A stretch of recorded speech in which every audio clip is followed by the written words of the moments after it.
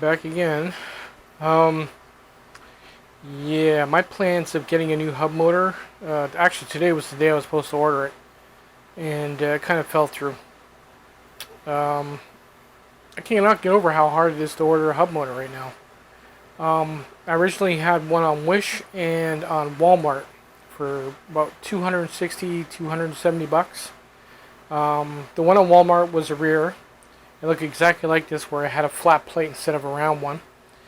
And it came with a disc adapter for it was about $269 plus shipping, and it sold out the day before I had the money, so that's gone.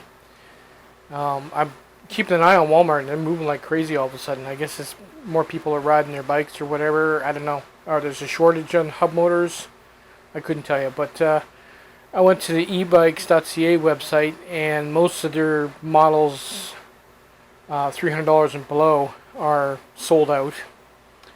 All they have left is just strictly motors, and I don't feel like dealing with the spoke size and rims and everything else, and all like junk that goes with it. So here I am. I need at least a hub motor that's functioning.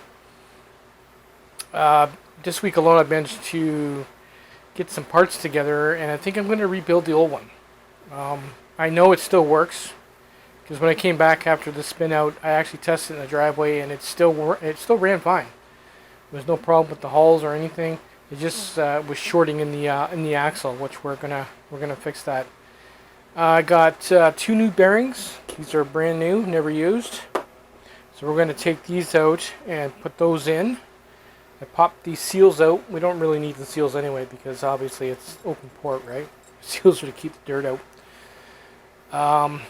I took a piece of metal and cleaned in between each magnet and on the edge and everything else. Scraped off all the old glue. This was going to end up being painted anyway, so I would have delaced it eventually anyway. So I'm getting in the process of getting some paint for it. We're going to tape it all off, and then we're just going to sand the rim or the flange on each side. I'm not going to do the center, and we'll do that there. I was thinking of making a different color, like black plates with a white center. Would be kind of cool. I got the paint for that. But yeah, once we take care of the bearings and the wiring, it'll be good. One thing I am going to do is I've been looking at the torque bars, how they're not very tight. They never were tight. Okay, I never thought I would spin through those. So what we're going to do is we're going to take my grinder and we're going to cut a slit right at the end there, and then obviously it's going to leave a gap, and then we're going to take something and hammer down on it and shorten the gap there. And then once we got it gapped properly, where it's not going to spin as much as it is, we'll just weld the end together, and then we'll grind it flat. That's the idea for those. There's 2 of them. We'll do both of them like that. That'll take care of the spin out problem. What else? Oh, down the street the other day, dude was throwing out a stove, and you know how good stove wire is for hub motors. This stuff's good for high heat. So we've got enough here to run 3 strands out, and I even scored the big thick one. These things run for about $60 or $70 alone. I use them for high voltage applications. So we'll cut the end off and strip that out. Anyway, yeah, so, like, I mean, other than that, this thing is still good. I mean, it's still got the paint. There's no rust on it. All the hulls are potted. The only thing we'll have to do is just remove the old wiring. And this wiring here is actually better, but it's thinner. Well, it's about the same size. But it's more high heat.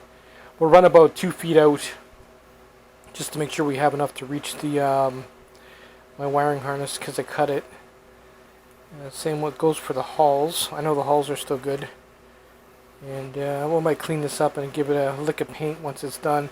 It's been not this one here, but this side here was the flat side, and it was been rubbing for a long time. It's actually rubbed a groove right in the aluminum. But you can see the rust around that that bearing. It's going to be, I guarantee you, it's going to be hard to get out. We'll see. So that's where I'm at so far. Oh, and I found something else. This is fixable. This has been like this for a while. I didn't actually do this. One of the strands are broken. It's not a big deal. It's long enough where I can reach the other end, and then what we'll do is we'll strip it, twist it, and then solder it. So, but it's been like that for a while.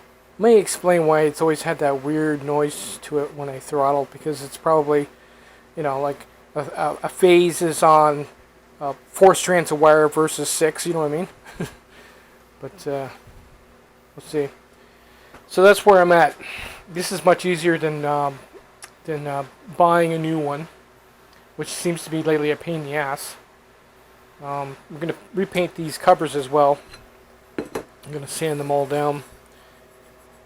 And I'm not too sure if I want to do black or white. We'll see, but this is where I'm at.